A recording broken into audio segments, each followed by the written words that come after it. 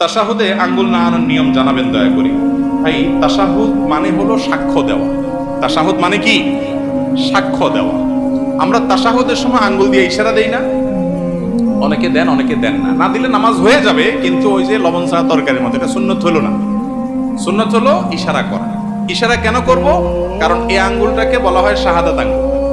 শাহাদাত মানে কি? সাক্ষ্য। এই আঙ্গুলটাকে বলা হয় সাক্ষী দেওয়ার আঙ্গুল। কেন? কারণ সাধারণত আদালতে, বিচারে, কোনো কিছুতে সাক্ষী দিতে হলে আঙ্গুলটা ব্যবহার করে। অমুক এটা করেছে, অমুক এটা করেছে, এটা দেখায়া যে কোনো কিছুকে ফিক্স করা হয়। এই জন্য এটাকে সাক্ষী দেওয়ার আঙ্গুল বলা হয়। আমরা যখন কালিমায়ে শাহাদা পড়বো আত্তাহিয়াতুর মধ্যে, আশহাদু আল্লা ইলাহা ইল্লাল্লাহ ওয়া আশহাদু আন্না মুহাম্মাদুর রাসূলুল্লাহ, বা তাশাহুদ মানে কি? সাক্ষ্য দেওয়ার দোয়া বা সাক্ষ্য দেওয়ার বাক্য, কালিমা। এটা পাঠের সময় আমরা আঙ্গুল তুলে সাক্ষ্য দেব। মুখে সাক্ষ্য দিচ্ছি, আবার আঙ্গুল তুলেও কি দিচ্ছি? আমি সাক্ষ্য দিচ্ছি যে আল্লাহ ছাড়া কোনো সত্যিকারের কোনো মাবুদ নাই, মুহাম্মদ সাল্লাল্লাহু আলাইহি ওয়াসাল্লাম আল্লাহর গোলাম এবং রাসূল। এই কথার কি দিচ্ছি? সাক্ষ্য দিচ্ছি। মুখে সাক্ষ্য দিচ্ছি, আবার আঙ্গুল তুলেও কি দিচ্ছি? সাক্ষ্য দিচ্ছি। এজন্য তাশাহুদের সময় আঙ্গুল তোলাটা কি?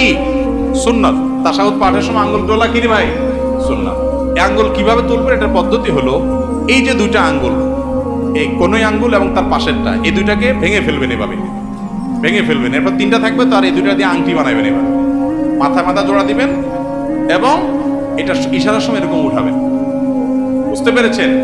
আবার আপনার তাশাহুদ পড়া শেষ বা বৈঠক শেষ, তখন আপনি কি করলেন? আবার এটাকে স্বাভাবিক করে ফেললেন। কথা বুঝতে পারছেন তো?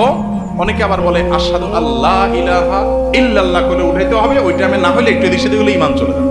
ইমান এত সস্তা জিনিস, এটা ভুল ধারণা। বুঝতে পেরেছেন? যে না, এই টাইমে না হলে, টাইমিং উল্টাপাল্টা হলে আবার ঝামেলা আছে, বাবা দরকার নেই, থাক, তো সুন্নত কাজ নাই করলাম, এরকম অনেকে করে। এটা ভুল ধারণা। বরং এই তাশাহুদের সময় আপনি আঙ্গুল উঠে ইশারা করবেন।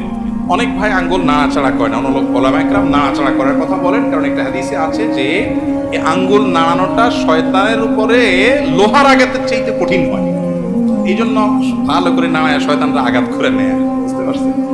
কিন্তু এক্ষেত্রে দুইটা মত, যদি অনেক ওলামা ইকরাম বলেছেন যে নাড়াইতে থাকা এবং এটা শয়তানের জন্য বেশি কঠিন হয় লোহার আঘাতের চাইতে, বা এই জাতীয় আঘাতের চাইতে। তো এই মতটার চাইতে আমার কাছে অধিকতর শক্তিশালী মনে হয়, এবং এটাই বেশি বিশুদ্ধ মত, যে নাড়াইতে থাকা না, বরং ইশারা দেওয়া। কারণ বেশিরভাগ হাদিসে যে ভাষ্য আসছে সেটা হলো তাশাহুদের সময় আঙ্গুল দিয়ে কি করা? ইশারা দেওয়া। ইশারা কিন্তু নাড়াইলে হয় না। নাড়াইলে ইশারা হয় না। দলিল উনি আমল করলেন, কিন্তু হাদিসে বেশিরভাগ কিসের কথা আসছে? ইশারার কথা আসছে, নাড়ানোর কথা আসে নাই। আর তাছাড়া সালাতের মধ্যে যে খুদু অবলম্বন করা, সুকুনের সাথে থাকা, এটার সাথে এটা যায় না। সব মিলিয়ে আঙ্গুল ইশারা করা তাশাহুদের মধ্যে এটা একটা সুন্নত কাজ, একটা ভালো কাজ, যেটা আমাদের বেশিরভাগ মুসল্লি ভাইরা করেনও না।